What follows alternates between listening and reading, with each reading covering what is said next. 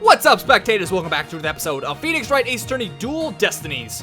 Here, we have just determined that Hugh O'Connor is now telling the truth, that the three friends are still very close, but that there is one other person who has no alibi, and that it is Professor Means in the balcony seat. The balcony seat was empty. That much is true, isn't it, Mr. O'Connor? That's right. How many more times do I have to say it? So, basically, Professor Means wasn't where he was supposed to be during the mock trial. Silence. Need I remind you, every last soul in the lecture hall heard him deliver his speech? Objection! I know, and that's not in dispute here. Now let me explain how a speech could be given from an empty seat. It was pre-recorded. That's an easy one. What if the speech was pre-recorded? That's the only way the speech could have been delivered from an empty balcony seat.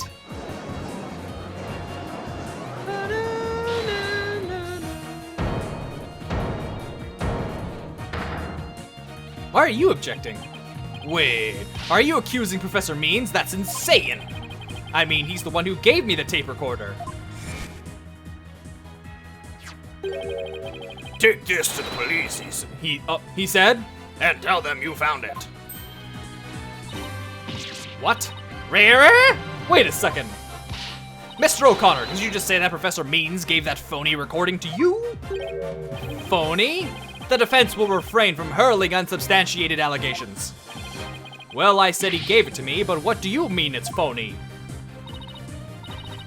Who could have seen this development? I did. We all did, didn't you? You saw it. I saw it. The lawyers didn't see it, but that's okay. The voice shouting, "You're O'Connor," as recorded on this tape, was dubbed onto it using a line our client said in the mock trial video. Why, this is an extremely crucial piece of evidence.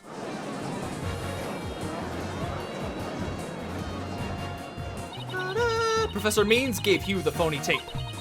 If that's really true, then Professor Means has the guilt written all over him. Your Honor, the defense moves to call Professor Aristotle Means to the stand. Silence. The seat was never empty. 'Twas but an oversight by our dullard of a witness. An inmate who was formerly a surgeon once told me something. He said it's often all too easy to overlook. All too easy to overlooked? These people, I should work for them. No. Oh God, no. Can you imagine having to edit all these? No. What am I talking about? Shut up. Shut up! Critical symptoms. Objection! Well, we're not going to overlook this oversight. If the speech was pre-recorded, the basis for suspecting our client would be shattered. Let's check with Professor Means and see whether the empty seat was a witness oversight. A verdict without first looking into that would be inconceivable. That's enough, both of you. Now here's my opinion on the matter.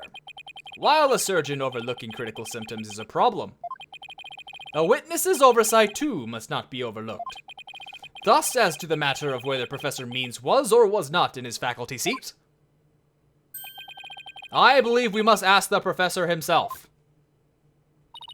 I agree. Professor Means should be here in the gallery today. Do as you please. Oh my God, he's gonna do so much witness testimony, and I'm gonna have to do that voice for so long. Oh God. I'm gonna drink some water before I start. Okay.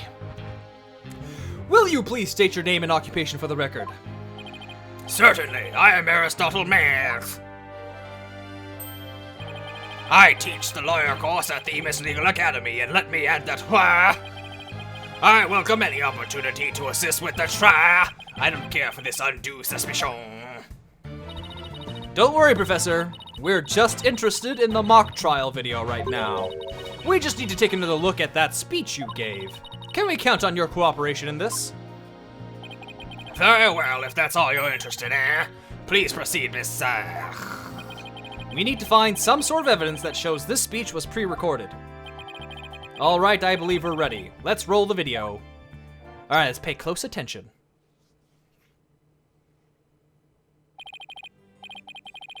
So this is him? Yeah, okay.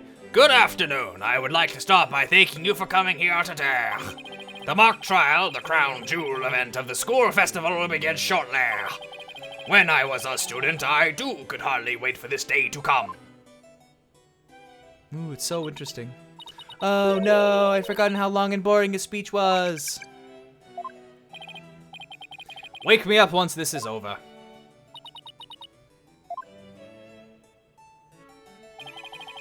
The experiences of our youth have a powerful and profound effect on our adult.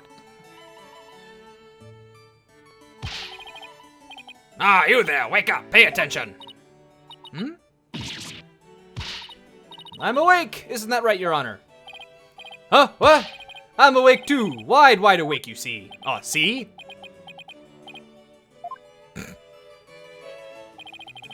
Once again, our pure white lady justice will be watching over all of you today.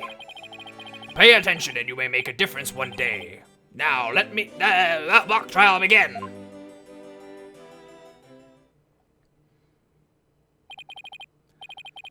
That is about it. One of my better speeches, if I do say so myself. It's not quite the voice I originally gave him. It had more of a sort of... I don't know. I even saw some of our students with tears in their eyes. He's obviously not familiar with the phrase bored to tears. Listen, Sykes Dono, if you have subjected me to this epic study in tedium without purpose,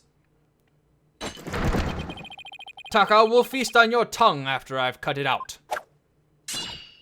Eek. But you were asleep the whole time. Well, Miss Sykes, did you notice anything strange about that speech? He did say white justice when in the room it was gold. That could be something. Can I please hear that last part again? It's gotta be it, right? Once again, our pure white lady justice will be watching over all of you today. Hold it! Yes, that's totally it. Come on. Professor Means, I have only one question about your speech. Why does that last part we just heard contradict with this? Go. The professor said the pure white lady justice would be watching over them. But the lady justice in the video isn't even close to being white. It's as gold can be. I'm not sure I can wrap my jaw around that to test its authenticity. I didn't say it was made of gold, Your Honor. Now it's true that the statue is pure white, but it broke before the mock trial began. The one you see here is its replacement. That's a shame on every count. Ironically, this golden statue sticks out like a sore thumb compared to the white one. Meaning the professor wouldn't have made a mistake in its color if he'd been present.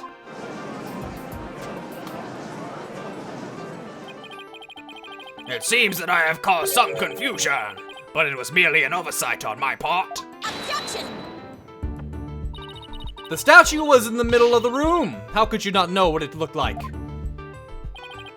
Well, I was in the balcony seat. Furthermore, the statue had previously been white. I'm afraid this isn't sufficient evidence of the speech being pre-recorded. We had our answer long ago. The accused was the only one to leave the lecture hall. No, wait. There's got to something. There is got to something. Oh yes. That can prove that the speech was pre-recorded. According to the mock trial video, I mean, he did also yell at a student, but I don't know if that would help. The speech started here and ended here. It was a little over 10 minutes, but I doubt anyone wants to be tortured again. It was only a little over 10 minutes? It felt like it went on forever. How'd you figure out how long it was? Easy, there's a timestamp in the top right. All you have to do is subtract the time the speech started from the time it ended. The speech goes from 10-minute mark to 20:35. Wait a second. I could swear I've seen the same interval of time listed among the evidence. Maybe there's a way for me to use the speech time to show that it was pre-recorded. There's only one picture I can think of that has that, and it's the photo of the outside. You guys know what I'm talking about? This one? 6:01 p.m., 6:03 p.m. That doesn't help me. What else is there? Oh, let's check our planner. 912. No, that's not gonna help. Here's the top secret script. That doesn't help at all. Running out of options here, between 6 and 8 p.m. Oh no! Oh wait! Oh no, that's not gonna help. Wait. Is it the school camera photo? I don't know. Running out of options here.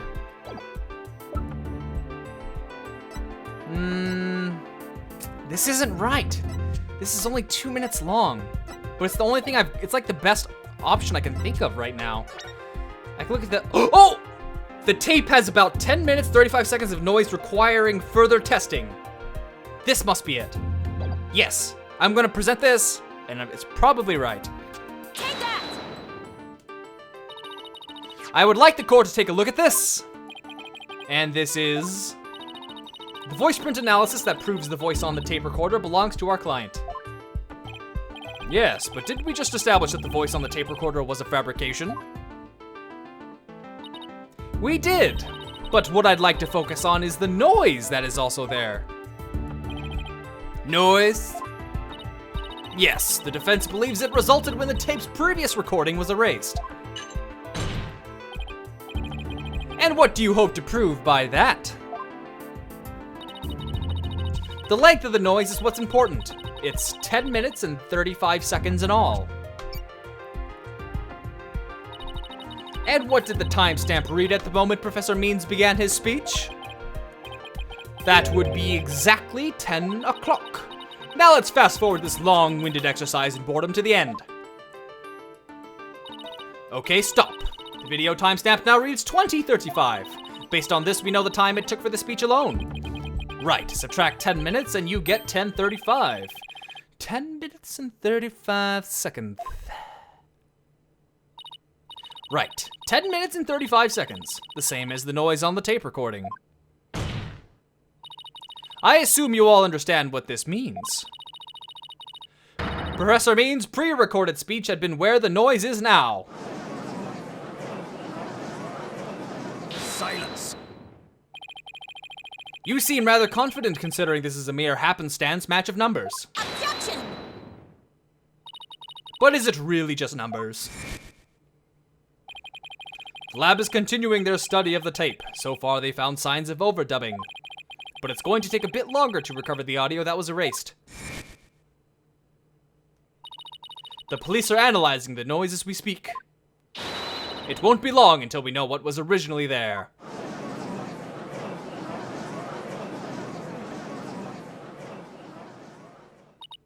Now I'm sure of it. The professor was trying to create an alibi with the recording. By pinning the crime on Junie. Well, he's not gonna get away with it. Not on my watch. Miss Sykes. Uh-oh. I believe you are well aware of my methodology. Even if Juniper were the perpetrator, I would vigorously defend her as per my word. And to that purpose, I offered to be her lawyer. Alas, look what's happened. All I've stated are obvious deductions derived from evidence and testimony. Truth be told, I had no intention of testifying. I had been keeping quiet for Juniper's sake. But now that you cast this blame upon me, I have no choice but to reveal the truth. Uh-oh, this is so good. I will now reveal the truth behind why I had to pre-record my speech before the mock trial. Ding. I, Professor Means, always say what I mean and mean what I say by all means. Cool story, bro. Oh god, testimony, here we go. The defendant came to me with what she said was very important and by necessity secret. She asked me to pre-record my speech and come to the audio room during the mock trial. Juniper confessed to the murder and asked that I get her declared innocent in court. She also said I'd become an accomplice after losing my alibi due to the pre-recording. But when I said I would protect Juniper, I meant it because it's the humane thing to do. Oh, water. Need it. Oh my! So you're saying the defendant threatened you? This has to be a lie. I mean, everything about it lines up too perfectly to be true. On this most consequential of occasions, let me be completely frank with you. Juniper has truly taken to heart my teaching that states the end justifies the means. I don't believe it! When she asked me to defend her, she said I must also prove her two friends innocent. Her two friends, the witnesses. Correct. Who O'Connor and Romanoa. I was to ensure all three walked free. All three were to achieve their dream. That was the result Juniper was seeking. And she was even willing to threaten me, her own professor, to that end. You no doubt had high praise for her ruthless tactics. Yes, well, that is why I vowed to vigorously defend her despite her threatening me. There was a time when lawyers merely sought the truth if they wished for victory in court. But alas, those days are over. Now, in the defense of justice, order, and all that is good, the end justifies the means. I make him sound so evil, it's so obvious. I am so sick of hearing that phrase. Though it truly grieves me so, I must tell you this. Forsake the truth if it's victory you seek. Steel yourself for this new courtroom reality. That does it. He's gonna regret dragging those dismal, depressing ideas in here. Since he's already surrendered to the dark age of the law, it's up to me to fight it. Why so silent, Sykes Dono? Something the matter? This is a court of law. It's no place for long-winded talks about idealistic principles. That's why I'm going to let the evidence do the talking. Let's not get carried away now, Mr. It will not do to have you attempting to discredit my doctrine. Do not force me to rectify this situation. No, go ahead and rectify it. Only if I lose and you win, that is. Yeah, buddy. Let's see. The defendant came to me with what she said was very important and by necessity secret. Hold it! I doubt our client would have come to you with something like that. You have a point there. If only Professor Court could have had been alive, I suspect Juniper would have gone to her instead. So, our client came to talk to you after Professor Court was dead. Let's go through this step by step, shall we? First, Juniper came to me that day. She asked me to pre-record my speech and come to the audio room during the mock trial. Hold it! Are you suggesting it was our client who told you to fake an alibi? You have every reason to be surprised. I, too, was shocked by what she told me that. Simply put, Juniper has a secret that she wished to protect that badly. Is he kidding me? That lie couldn't be further from the truth. The problem is, how am I going to expose it? It was an earnest request from an outstanding student. How could I possibly have refused? Unfortunately, it's been like 19 and a half minutes, so I'm gonna end this video here. So stay tuned tomorrow for the next episode, and thanks for watching. Bye! My cousin says that the barrels in these warehouses might have stuff in them. Quick, while he's away, smash his barrels up and see what's inside. Unless you're too scared. Unless you're just a big blubbing girl. Come on! Except there's nothing in these barrels except spiders! That's it, you Trust me, this kid deserves it. Right in the frickin' face. Get out of here. If you look on the top right, that's how much time I